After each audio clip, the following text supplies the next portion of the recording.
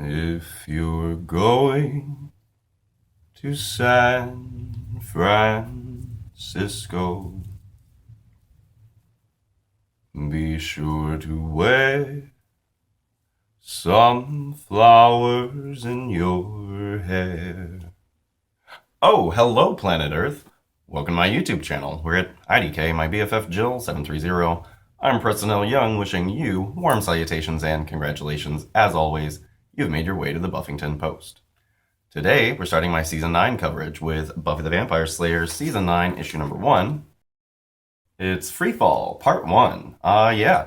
Season 8 was a big roller coaster ride of an event, and now that we're back in Season 9, we're going to see the property try and shrink down a bit after it kind of exploded all over us.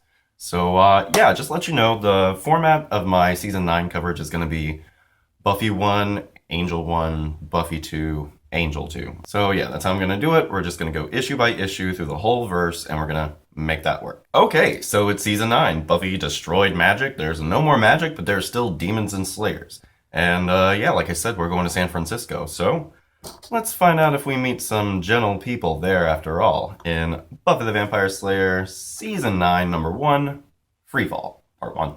Here we go.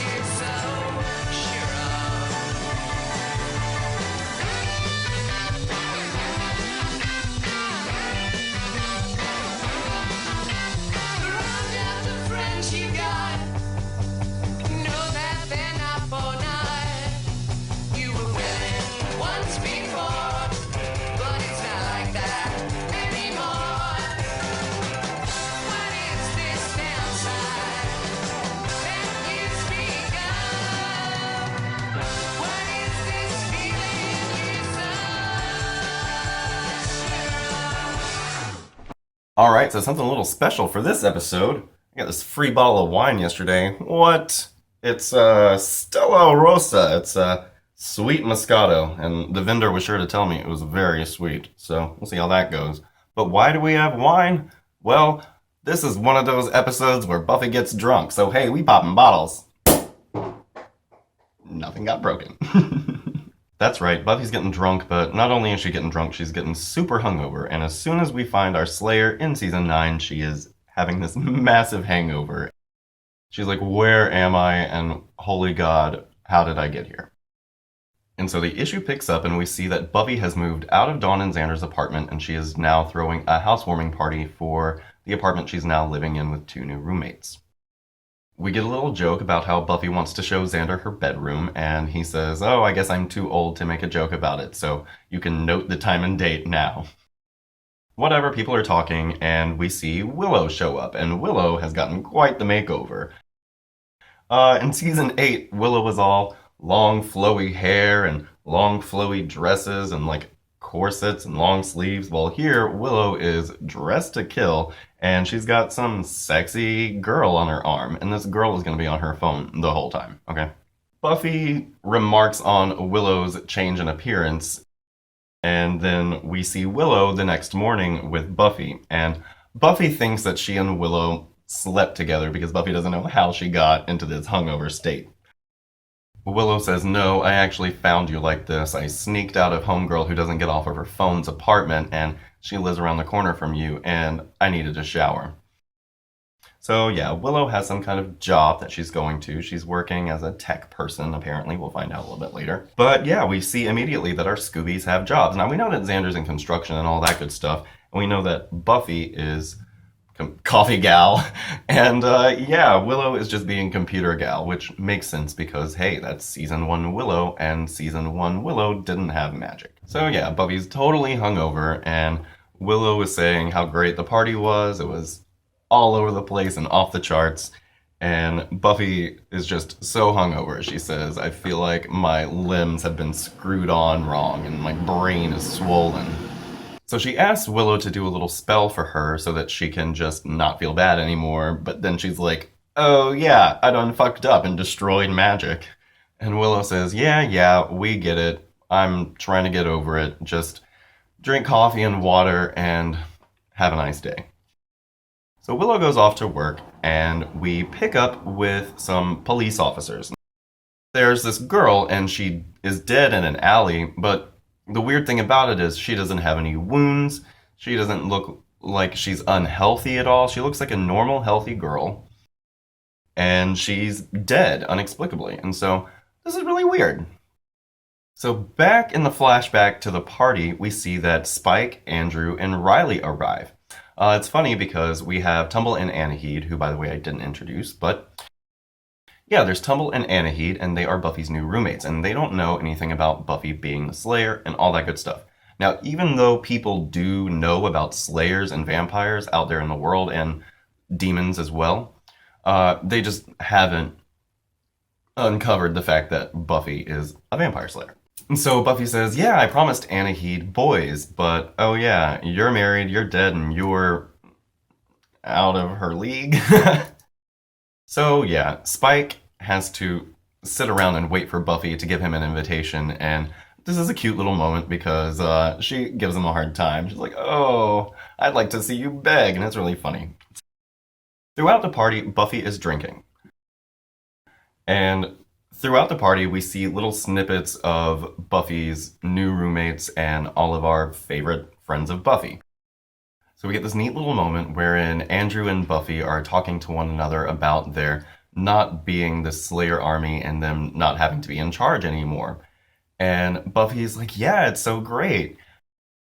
And so now that the threat is over, they can just go about living their lives. And it's this great thing. And Andrew says, I actually organized a bunch of squads and started a disaster relief program. So Buffy takes his drink and she's just like, yeah, me too. And this is very sweet, by the way. Back the next morning, we're with Buffy. She's all hungover. She is feeling like crap. And we see these people. We don't know who they are, but they're talking to somebody. Like they're talking to us. It's just a point of view shot. So anyway, they're talking about, oh, well, this girl's got to pay and everything you need is here for you to get her. And so this demon pulls out a picture of Buffy, and sure enough, it says he just needs the picture. Whatever. All right, so back with Buffy today. Yeah, she has walked all the way to work, and she's hungover as shit. But her manager's just like, hey, I told you last night not to come in because your party was like raging and you were still going at it.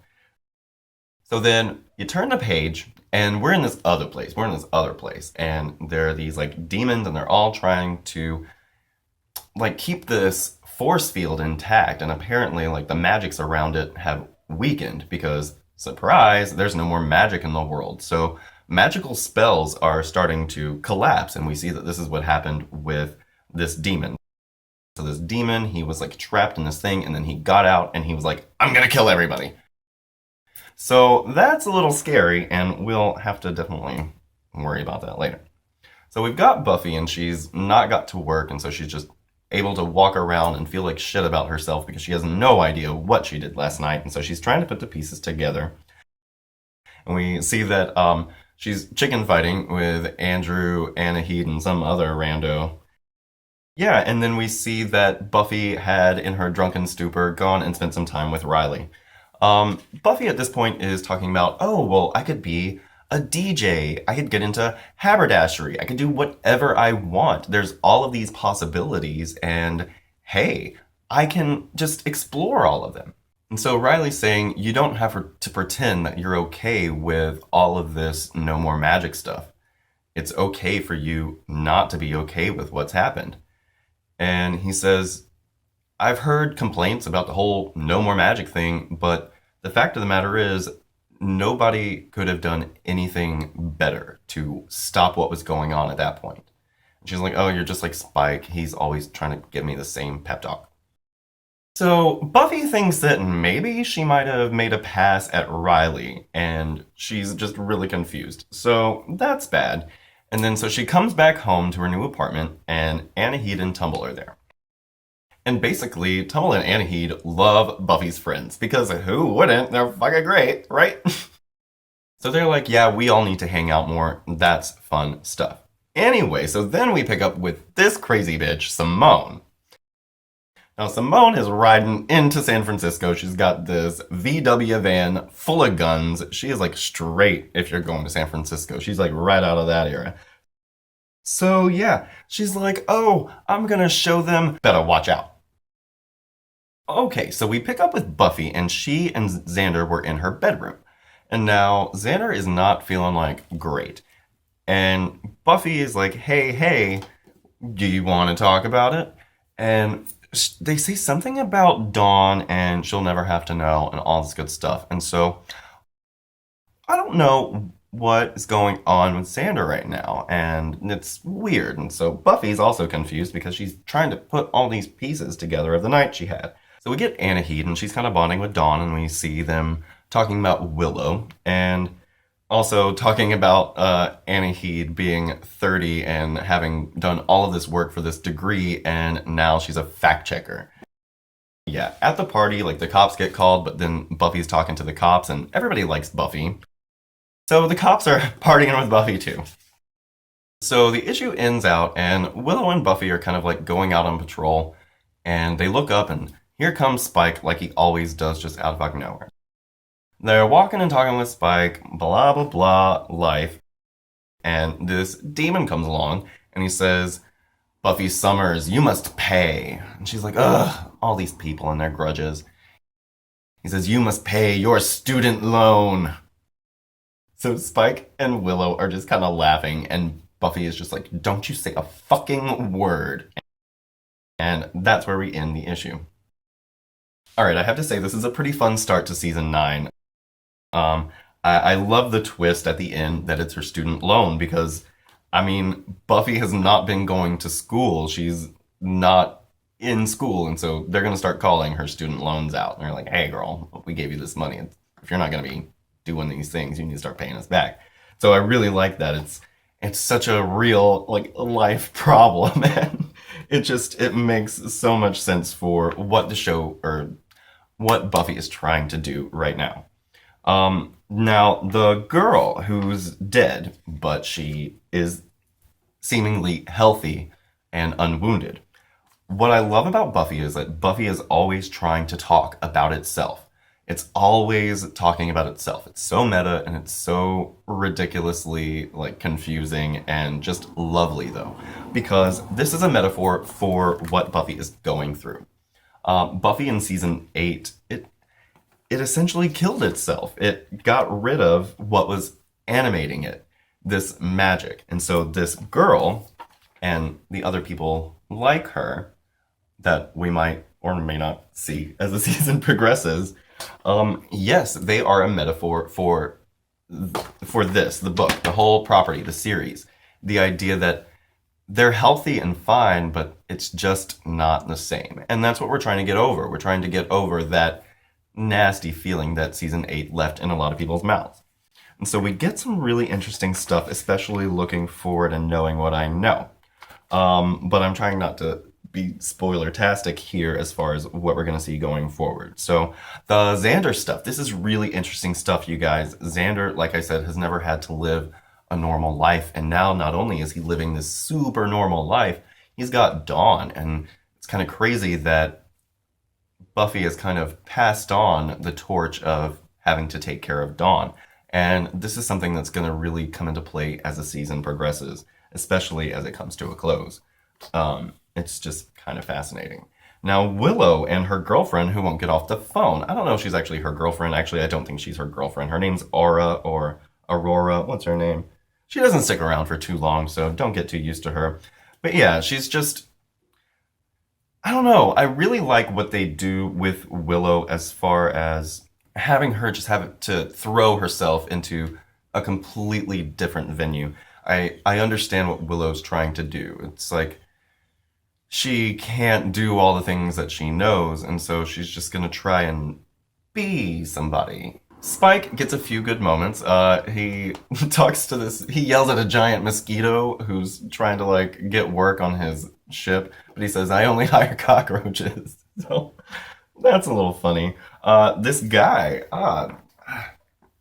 I had no idea where they were going to go with him and how long he'd actually stick around in the Buffyverse. So that'll be interesting getting to know that.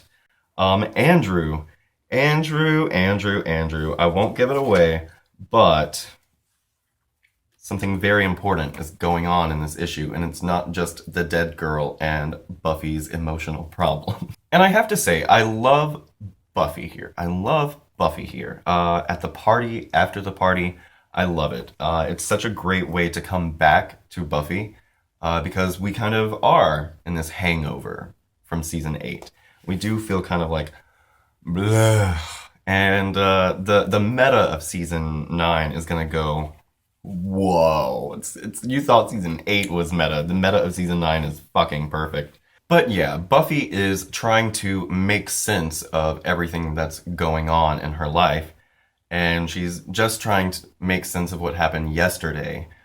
Because that's what season 9, like I've been saying, is all about. It's about trying to make sense of all of this and bring it back to a story that's about someone, that's about Buffy, and not Buffy the Fabulous Superhero. No, Buffy the Vampire Slayer, the girl that we know. We're trying to get back to basics is what they keep preaching in season 9. Back to basics, bring it home, bring it small.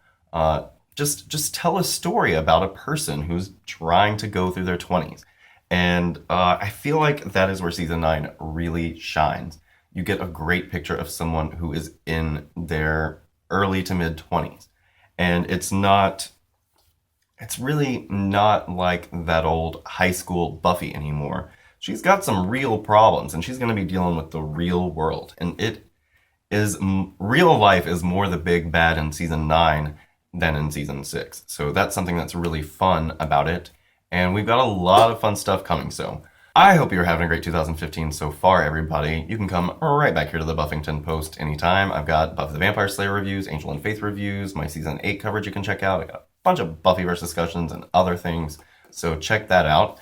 I'm Preston L. Young. You can like this video, comment, share, subscribe, and as always, question. Have a great day. I'll see you next time. Bye.